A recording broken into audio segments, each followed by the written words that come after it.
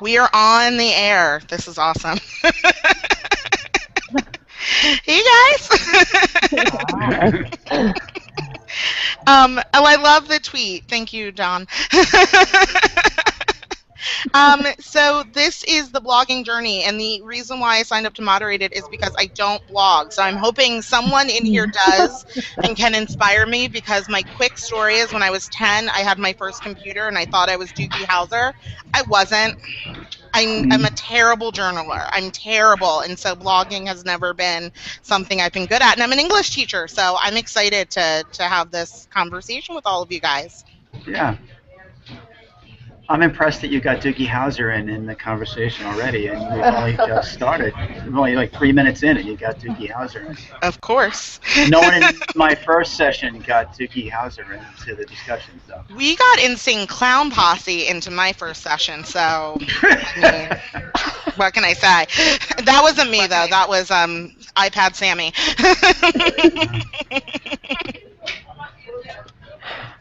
Is that his catchphrase? That's his Twitter handle. I only refer to you by Twitter handle once I learn it. So, is anyone a blogger? I am. Susan, you are. A little bit. Okay, so who Yes, wants we to? are too. Okay, great. So who wants to start and kind of talk about what they do and why they did it and how they got started? Sure, I'll start. Cool. My name is Susan Spellman-Cannon. I'm a counselor in Calgary, Alberta. And so really had no thoughts of blogging, but I took EdMOOC, which was an educational technology massive open online course last year, a year ago. And as part of the course, you had to blog, and had never done that. So really, it's coming up on our year anniversary, and I've only blogged for a year, and it's a fabulous experience. It was great because the people that were involved in EdMOOC were very forgiving, and so that's one of the suggestions that I would give you is don't worry about spelling or what you're, just write. And as you do it, you'll get better. You've got so many supporters out there of people who do blog that you just read and comment on a lot of blogs, watch a lot of blogs, and I'm still learning. I'm by no means an expert, and that's why I was hoping to come here to get some tips, hot tips. And do you blog on anything in particular, Susan? Yeah, I started off on just the educational technology massive open online course. That was what I was blogging about, but it's evolved into now really what I want to do is to blog about school counseling, any school counseling topics, anything that will help school counselors across the world. That's what I want to talk about. Very cool. I'm a middle school principal in Long Island in Jericho, and I started the blog about 3 years ago, but I was using it very intermittently. I think it was taking the place of a sort of newsletter. It was taking the place of the occasional email that I've sent. But in the last year, I've gotten a lot more hardcore about it, and I've really tried to post every 2 weeks. So what I do is each week, 1 week I do a staff bulletin, which I do as a PDF, because I can be kind of jokey and insidery and maybe even inappropriate, so I don't want to send that home to parents. That gets sent around as a PDF to the staff. And then on alternating weeks, I communicate with parents. Mostly, I think I've designed the blog initially to be a parent communication tool, but it's really starting to evolve for me. Like you said, I think I'm kind of finding my voice, and I guess my advice would be don't worry about what format you use. I use WordPress, which works well for me, but I had an administrative intern 3 years ago, and she actually designed the page for me and set it up. But I think there are some easier ones. WordPress looks pretty nice, but I like the stats it gives you. That's a very heady experience, and you can become a little seduced by it. My wife makes fun of me when I post on a Friday morning. I stalk my stats all day to see who's reading it, where they're reading. My top post was, I think, 518 for one particular post. And WordPress will tell you, people are reading it in New Zealand and in South Africa, and that's really cool and a very heady experience. So that's been encouraging. I mean, if you're going to write, you want to have an audience. You're writing because you want people to hear what you have to say. So, I started writing on issues mostly germane to our school, but now I've found myself writing some pieces on the Common Core, the articles I read and responding to that. So yeah. That's fabulous. Sorry, I'm multitasking right now. They're asking for my link. Here's the embed. Sorry. No, not at all. All right, tweeting. Nicole, how about you? Do you blog? Well, I've done a little bit of blogging on my own, but my blogging experience is mostly with my students and getting them excited to blog. So my background's a little bit different. And what initially encouraged me to do that is we connected with a classroom. We're in Southern California, and we connected with a classroom in India, and we're trying to think of a way to exchange or have conversations about one specific topic. And so that's how the blogging initially came about. It was my students blogging about things they were learning, and then the same topic that we were learning, the class in India, they were on the same subject, so they would come in and reply, and they would also post on their own blog. So my initial experience was more for getting the students excited about the blogging and having them exchange, and it's helped with their writing as well. So I enjoy seeing them do it, and they seem to be so excited about it, about the writing.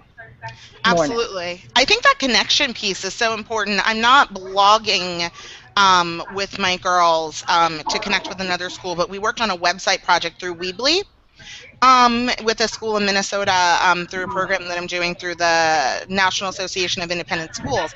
And that has been so eye-opening in watching them be able to work with other people, which is, tricky enough when you're, I'm in an independent school, so some of these girls have known each other since they were born and literally been in the same class. And it's a very different experience to work with someone that you've known since you were born, and then to work with a student who you've never physically met in another part of the country. And so I think that those non-cognitive, as they would put it, skills are super important in blogging and connecting students. So I think that's really, Nicole, what program do you use to do it?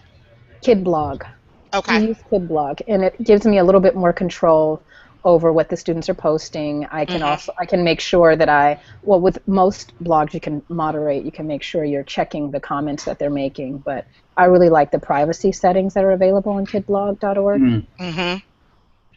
Do you have, Nicole, do you get any pushback from parents or colleagues that you're putting kids' work out there in the privacy and all that, kind of boogeyman stuff? I don't have much pushback right now, and I think that has to do with the excitement that they're seeing from the students. So I kind of let the students tell the story, and that's sort of gotten me around the pushback I think that some teachers experience. The students like to see their own work, like to see, and for parents and for other teachers to see students excited about writing, I think motivates them to want to try with their students as well. Yeah, like I said before, I can see what a heady experience it is for me when I have a large number of people reading something I wrote.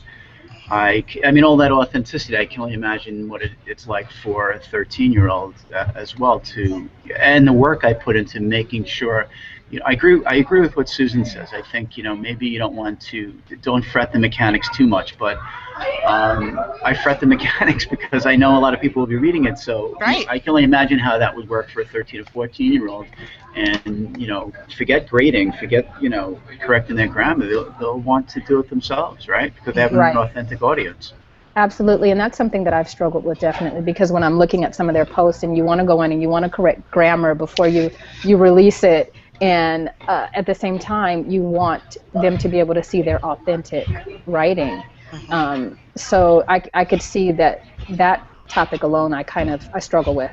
Do I correct, or do I have them go back in and self-correct what they've posted? I think that maybe is more beneficial for them. It teaches them the editing component of writing.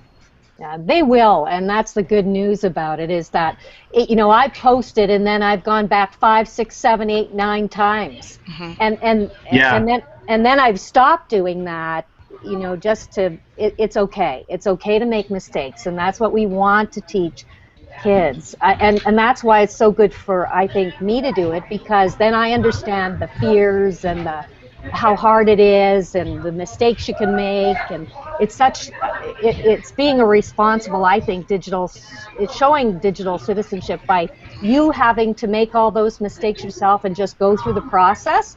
You really get what kids will go through when they do it. So it's helpful, very helpful, to make all those mistakes and be okay with making the mistakes. And I think, you're just going to get better when people help you get better. Yeah, that growth mindset idea, that book had a powerful influence on me, and it's true. I think you see that in blogging, and right, you're letting kids know, it's learning, right? It's learning. How do you guys, I love to tweet. I'm a really good tweeter, but it's harder for me to sit down and to write a blog post. So how do you bloggers set aside time to write out the post? Do you write out your ideas ahead of time? Do you have a schedule for when you actually are going to make a post? How does that work for people who are looking to get started? I try to, like I said, I know every 2 weeks I want to post something on a Friday morning. So in that respect, I have a schedule. But I find really important, I keep it open at the bottom of my screen. So if I start a post, and I usually start as a Word document and then dump it into WordPress and fix up the links and whatnot.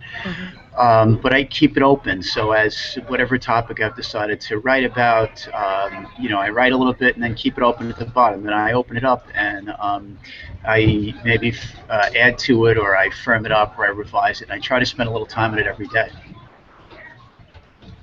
I think that schedule piece is so important. I was just about to tweet out, I had never thought about, I think why I'm good at Twitter is because I can do it whenever I want.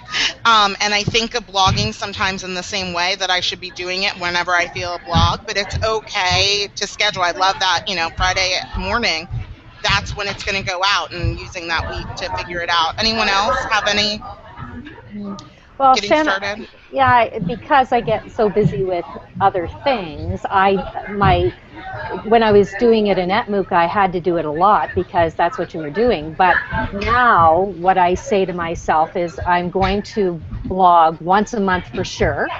And then I'm going to, if something inspires me along the way, which it often does, I'm going to blog about it.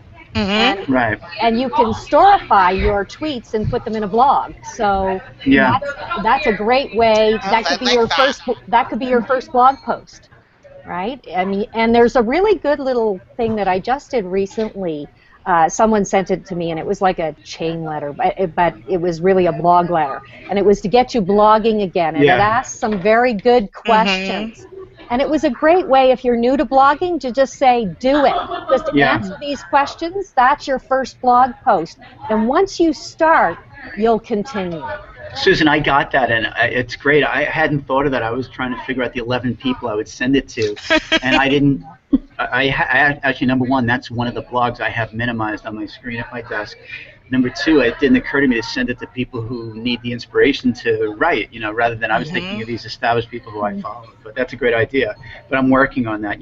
Shannon, I think that's what I'm trying to capture by minimizing it, that Twitter experience that you're describing. It's minimized. So in a sense, I am trying to capture that same experience you're describing, where I can write anywhere, anytime I want. So if you have a WordPress blog, you can start a draft and it sits on your device. And it sits on your desktop, and it sits on your phone, because WordPress goes, they have an app for everywhere. So you can just constantly be working on it, similar to what you're describing with Twitter. Nicole, how often do you have your students blog? Initially, we would just blog at the end of a unit, any unit of study. As we would complete the unit of study, they would blog. This was as I kept it going after we did the project with the students in India. They would just close out a unit saying what their reflections are, giving the reflections or their thoughts about the whole unit they just studied, what they learned. But now I have students that will come to me when they've completed work excited about blogging, and they're saying, can I blog? And so I'm asking them, well, what do you want to blog about? And it's like, I want to blog about what I just learned. So I'm letting them, whenever they have the downtime and I have a computer available, go over to their blog and blog about what they're learning. Mhm. So it's become not just at the end of a unit of study, but when they feel inspired to go and blog. That's fantastic.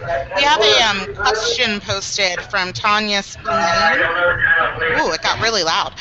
There we go. And the question is, what platform is best for writing blogs, and how often should you blog? So maybe we can go through a blog roll, so to speak, really quickly of different platforms. We've talked about WordPress, Kid Blog, there's EduBlog, anything else, Weebly you can blog. Anyone else have any Is other? Blogger Google? Blogger, is that Google? Yes. Is that Google? Yeah, Yeah, a lot of that's people use Google. that. Mm-hmm. I think that seems to be an easier one. I see a lot of people doing that. Yeah, And if you're new, mhm. sorry, if you're new to blogging, I mean, I don't know for me because really I wasn't very technologically savvy a year ago. And Mhm. so for me, WordPress worked really well. And again, I'm sure there are other blog forms, but it was recommended when we were doing the course to start there. And I'm glad I did because it was easy. I could copy paste. It was easy to figure out. Yeah, just get in there and do it. Yeah. And Kid Blog uses that WordPress interface, which is nice. And so it has to be easy if kids are using it. Although not necessarily, because they can do things oftentimes more complicated than us quote unquote experts. But I started off with Blogger, and that was pretty simple as well. I'm interested in Weebly only because I like the fact that it's more than a blog, but I'm not quite sure. Again, it's that management piece. You kind of always want to bite off more than you can chew. And then Tanya asked also, how often should you blog? I don't know if there's an answer for that. I should, but anyone, readers of blogs, how often would you like to see someone posting new information, new content? I think it depends on the information. It depends on the content. It depends on how it's written. I mean, I follow Diane Ravitch, and she must post 12 times a day, and it's hard to keep everything. But I generally can pick up on the title and maybe make a decision as to whether I'll read what she's writing. Some people post like every day, and I'm impressed that they find the time, and I read it. If it's good, I'm reading it. I guess it depends on what you have to say. I'm not sure. Yeah, I'm not sure there's any one answer. I do find that setting that own personal goal for myself and trying to do it at least once every 2 weeks helps me a lot. Yeah, and it's good you could even make little posts. That's the good news. You don't have to make a giant post. You can do just a little repost or copy and paste something from, Twitter. You can copy a video that, either you created or someone else did and comment on it. So in the beginning, I think you just start small and just do little posts and do lots of little posts. Love that. We have another question. This is for Nicole. Nicole, did your students have a mini lesson prior to blogging about the norms of blogging? That's that's a great question. And I'm just going to be completely honest, because the first time that I introduced the blogging, no, there was no mini lesson. It was just something that I was excited about and wanted to see if they would be excited about it. And I said, this is what we're going to do, and let's go for it. And I learned that from that experience that yes, a mini lesson is important. So the next year, I sort of walked them through just using, the smart board, how to blog, sort of the digital citizenship tools, giving them what I could, because everything you can't give them. Some of it, like what's already been mentioned by Dawn, you have to kind of be careful and know that some mistakes will happen. Susan mentioned that as well. Sometimes mistakes will happen, and we learn from those mistakes. No, I totally agree. Another thing that I did that I found helpful when I taught blogging was I had someone Skype in who blogged for real. And in this case, my first year, it was one of my 8th graders had a cousin who had a health and fitness blog. She was in college. She was looking for internships and magazine stuff. And it was the perfect kind of connection for them to see that this is something that you can do, yes, for fun, but it also is something that you can do to kind of help you grow. And it doesn't matter if it's career growth or just your own personal growth, but it can be out there and other people can really see it. I mean, she was really using it to get her her name and her brand out there for jobs. And I think that that's really important for kids to realize that they're doing this and real people see this. Yeah. Which is, I think, no, what for sure. scares me. It's getting over Yeah. those fears, right? It really is that this is a wider audience. But you know what? People are so forgiving. They really are. And they're so encouraging. And I think if they comment on your blog and they encourage you, that's key, right? You just get a little comment every now. It keeps you blogging. And even if no one is listening, it doesn't matter. It's such a good process for you to reflect on what you're doing. Right? Susan, do you comment to comments, or Nicole, when do your kids comment back when people comment on their blogs? Yes, I comment on their blogs, and I also have them go back in and check to see if they have comments, and absolutely have Do you them ask comment them back. then? So do you then ask them to comment back to people who comment on their blogs? Yes. You do. Yes, I do. And, occasionally people come back and comment again, and in some cases they don't. So I also teach them that the writing is really more for them to give their reflections or to put their learning out there. And if the comments come in, then the comments come in. But I don't like for them to really do it for the purpose just of seeing the comments come back, because there are instances where people will not comment, and it will only be myself and the other students in the classroom.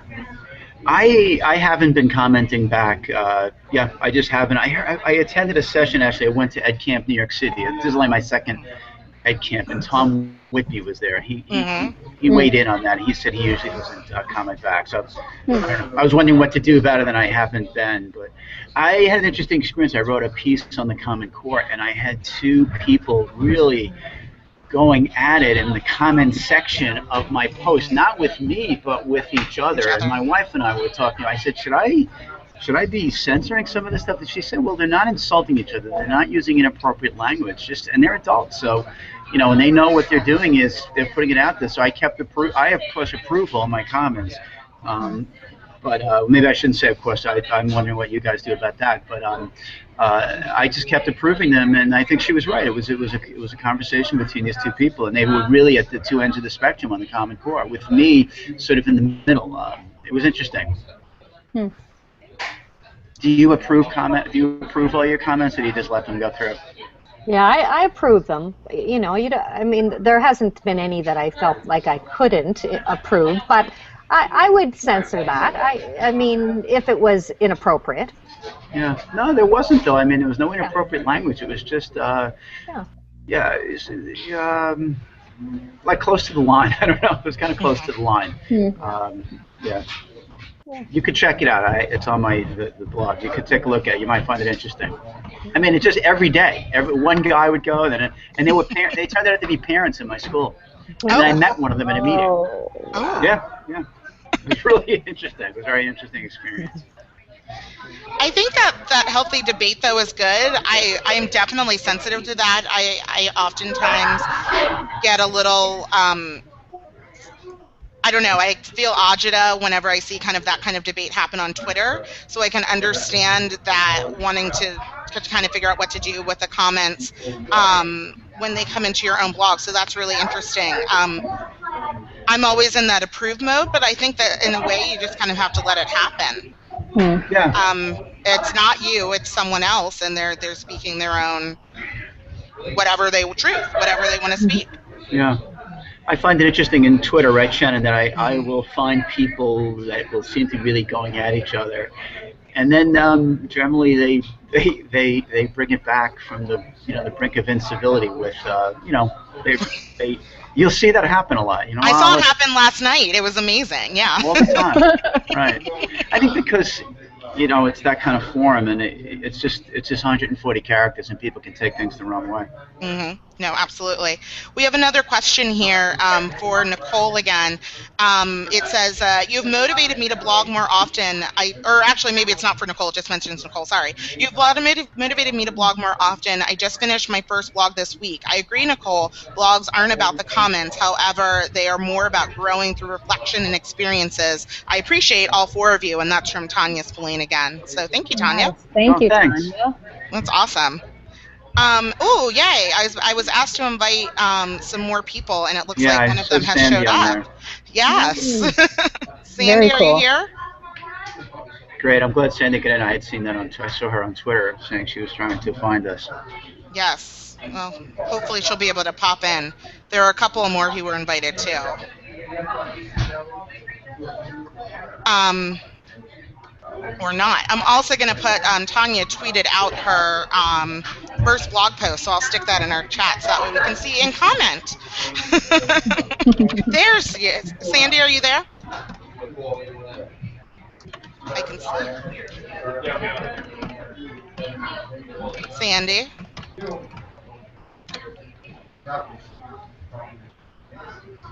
Hi, Sandy. No. Ooh. Sandy, can you hear me? Still no.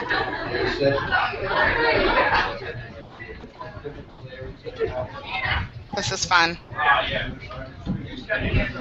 just going to keep staring at her picture. Oh, Sandy. Hi, Hi, there you There are. we go. Excellent.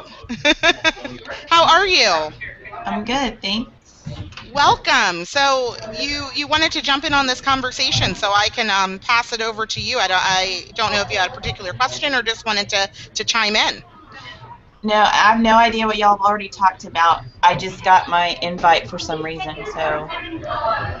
So we have been talking about the blogging journey, everything from what people do individually to people like me who don't blog and are trying to figure out what the roadblock is to get over, student blogging, all of that. Do you blog, Sandy? I do. And how long have you been blogging and what do you blog about? Well, I've been blogging since 2009, and I blog about education and educational technology. Hmm. So my blog is I use Blogger, the Google tool, and it's edtechsandyk.blogspot.com. And how often do you blog, Sandy? That's one of the questions that we've been tossing around. How often should one blog? Well, I generally blog when I feel compelled. I don't have like a schedule because I haven't tried to make money off my blog or anything like that. I know that for folks who try to monetize their blogs, they have to keep up a pretty regular schedule because in order to make any money off of advertising, you need people visiting your blog regularly. Yeah. Right. But I haven't gone that route yet. I don't intend to at this time. So my goal is to try to blog about once a week. But again, it's generally just when I feel compelled to write about something. So I don't put a lot of pressure on myself, and I think that's one thing that maybe stops people from starting blogging is if they don't or if they feel like, oh, if I start one, I have to write all the time. And depending on your purpose, I don't think that's true. I had an interesting experience about that. I read an article in the Times by Frank Bruni about, you might have seen it, our kids too coddled. And it caught my attention, and it's a topic we talk about at my school and in my community a lot. So I set about writing a blog post in response to it. You could see it if you wanted to take a look at my blog. And I started the piece, and it sat on my computer. I worked on it, and as I was working on it, other people were blogging about it. So as I was writing, I became, the 11th person that was actually writing a piece in response to this Frank Bruni piece. But it was interesting for me because in one sense you got a sense of the journalist, the world of a journalist. That's what they do. And if you wait 2 weeks to respond, that train has left the station. But of course, then there's the other piece a blog is highly personal, and I had my own community to whom I was, for the most part, addressing the piece, and I had my own, I guess my own take on it. So I think that had some value, and I had a lot of people read it and commented on it. But of course, I had to incorporate every time someone wrote another piece. I had a link to it in the introduction to my blog, because my opening piece was that his article in the Times has gotten a lot of attention, and of course, I linked to all those other blogs. I think by the time I posted, there were about 7 other people who I linked to it in the beginning. So that's interesting too. There's a timeliness factor, I guess. Sometimes if you're responding to something, something could be yesterday's news, but it's still your voice. So as long as that's why I think it's important that it is your voice and not someone else's, because otherwise, why does anyone want to read it? They can read the New York Times, or they could read, Huffington Post, or fill in the blank. The value of blogs is in some respects, it's regular folks, their take on whether it's education or other things. And on Twitter, usually under most, which I just did, I looked up Sandy's profile, your blog is there. So if you want to see a whole bunch of blogs, you can start looking. And again, I would say just look, but be you. Just do it. Just get in there. Just write. And, it's a great some point, ideas and topics, and then watch other people's again, and keep learning while you're writing. And that's what I plan on doing. I mean, I'm hoping in 5 years I'll be really good at it. Me too.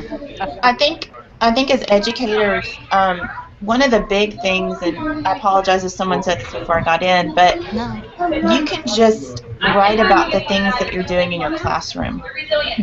Obviously, you want to be careful about student confidentiality and things like that, but it's pretty easy to write about a lesson, how you decided to execute it, or how it went, what you would do differently, the kinds of reflection that we should be doing anyway as educators.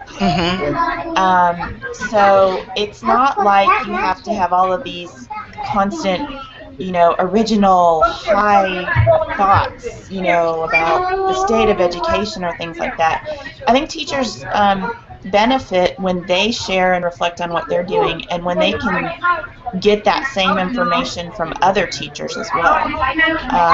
I would love to see more teachers just sharing what they do, and a lot of times we think it's not very special what we do, but what you don't realize is your idea is going to be new and important to someone. Even if 20 other people have thought of what you did, there's people out there that didn't.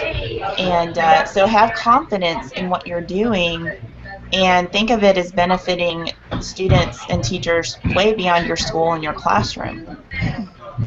Yeah, that certainly does benefit the students within your class and outside of your class, and that's one tool that I try to use to motivate my students who maybe are less motivated to blog, is by capturing an image of them working, their work in action, and posting that, and maybe me making some comment about great learning in class today, this is what we were doing, CGI math, and then allowing the students to come in and comment, yes, I really love that lesson today.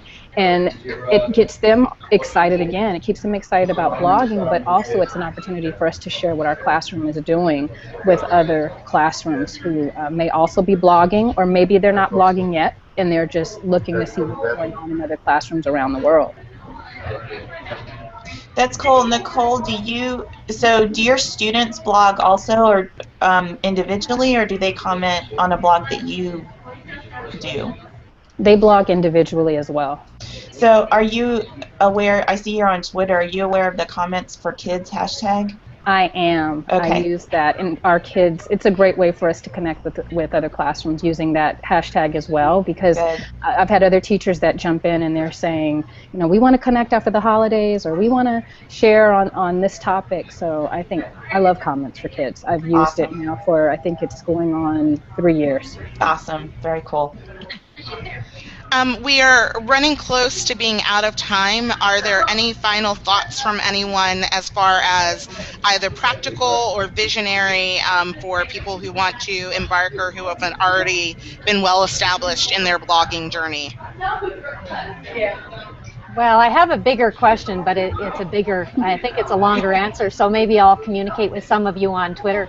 Sandy, do you use a Creative Commons license on your blog? I do. What's that? What that is it's kind of what you give, how you give people permission to reuse your content. I didn't used to have one, and then I've had a couple times where people have, and they still shouldn't do this, but I'm not going to pursue it because it would be way too expensive. But I've had people like completely copy blog posts of mine, or take a graphic that I created and use it without. So most of the time I find out about it because they do link back and give credit. Yeah. But it's still not the same as asking permission. So I've seen that happen a lot to people. Yeah, there are some people out there, or some folks that aren't honest, that are just trying to make money. So they'll copy something that's popular on your blog just to get hits on their blog, and it may have nothing to do with anything. They'll have a vacation thing and an education thing and a cooking thing all on the same blog. That stuff is just heinous, and there's not a lot you can do about it. It's when educators do it that it really bothers me. But Sandy, does that stop your piece from getting like reposted in other, like, what's that? This at Leadership Journal and other things like that? Does that?